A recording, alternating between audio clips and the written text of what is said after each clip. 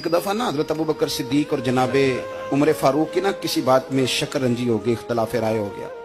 तो जनाबे उमर जरा डाढ़ी तबीयत के बंदे थे, डांट दिया अबू बकर सिद्दीक को। तो सिद्दीक एक बार नरम बंदे थे, माड़े दा की काम मोहम्मद नस जाना या रोना। तो वो गा के ना तो पहले घर रोए, फिर हुजूर के पास चले गए। जनाबे उमर कहते मुझे भी ख्याल आया कि यार ये मुझे नहीं करना चाहिए था। थोड़ी देर के बाद अच्छे लोग जो होते हैं उनका गुस्सा जल्दी उतर जाता है। कहते मैंने जाके जनाबे सिद्दीक अकबर के दरवाजे पे दस्तक दी तो पता चला वो तो घर ही नहीं। मैं समझ गया, मैं डर गया, मेरी टांगे कांपने लगी। क्यों डर रहे हो उमर? फरमाने लगे इसलिए डर रहा हूं कि अबू बकर जब अपने घर नहीं होते तो दरवाजा रसूल पे हो। सारी बात तो सुना दी होगी। फरमाते मैं नबी पाक की बारगाह में पहुंचा, सामने अबू बकर बैठे हैं, पुश्त मुबारक मेरे करीम रसूल की काबे की जानब, चेहरा सिद्दीक अकबर की जानब, दोनों की गर्दनें झुकी हुई।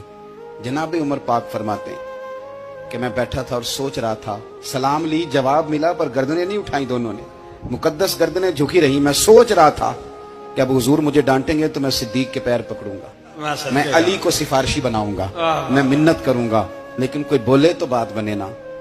कहते जब देर हो गई, ये सुकूत भी बड़ा मुश्किल होता है। ओहो, अगर कभी वो चुप कर जाए तो ये भी बड़ा मसला है, महबूब भी चुप कर जाए।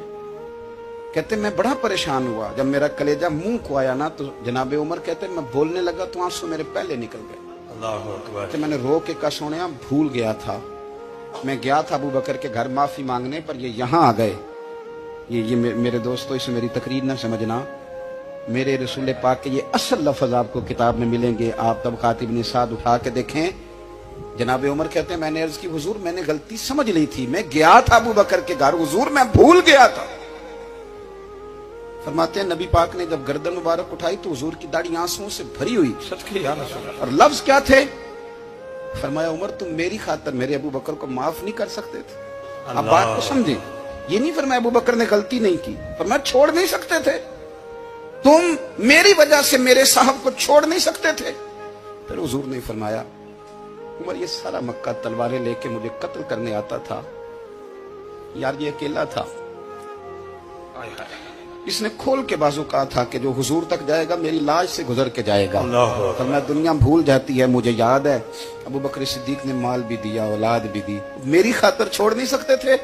जनाब उमर कहते हैं मैं उसके बाद समझ गया कि मेरे मुस्तफा की रजा इसी में है कि अबू बकर को राजी रखा जाए। सुभान अल्लाह।